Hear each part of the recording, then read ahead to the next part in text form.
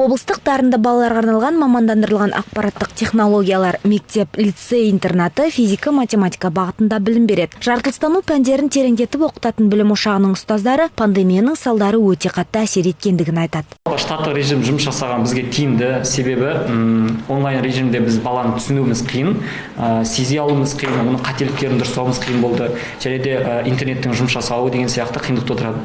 Мен осы жақта жұмыс жасағаныма бірінші жыл жатырмын, жалпы жас маманмын. Енді онлайн режимнен офлайн режимге көшкеніміз дұрыс болды. Бүгінде облыстың әр ауданынан келген 7-ші, 8-ші, 9-ші сыныптарда 146 бала білім алады. Алыс аудандар үшін оқу ғимаратында жатақхана ұйымдастырылған. Санитарлық талаптарды сақтай отырып, қалыпты білім алу форматына көшкен лицейдің оқушылары мұғалімдермен қайта қауышқанына қуанышты. Офлайн оқу режимі барлығымызға қатынап жатыр.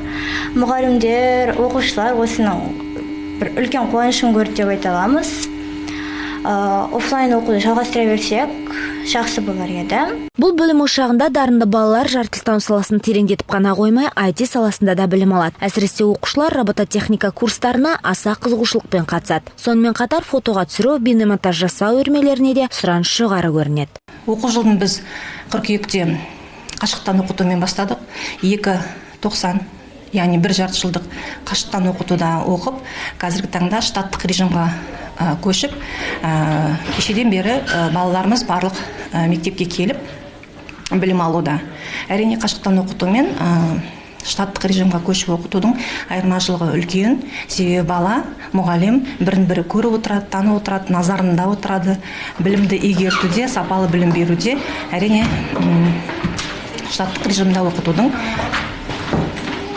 мүмкіндігі зор екенін айтқым келеді. Облыстық дарынды балаларға арналған мамандандырылған ақпараттық технологиялар мектеп-лицей интернатының білімді түлектері ел даму жолында аянбай еңбек етіп жүр. Мәселен, Қазақстан Республикасының еңбек және халықты әлеуметтік қорғау вице-министрі Серік Жамбылұлы Шәпкенов, Орал қаласы әкімінің орынбасары Бақытжан Нарымбетов сынды азаматтар осы қара шаңырақта білім алған. Айта кеткен жөн, жоғары оқу орындарының бірінші курс студенттері де сақтық шараларын ескере отырып, қалыпты жағдайда білім алу жүйесіне көшуде. Айнұр Төлеуғалиқызы, Нұрлан Қонажев, Александр Грабарев, ТДК қыркүйек телеарнасы.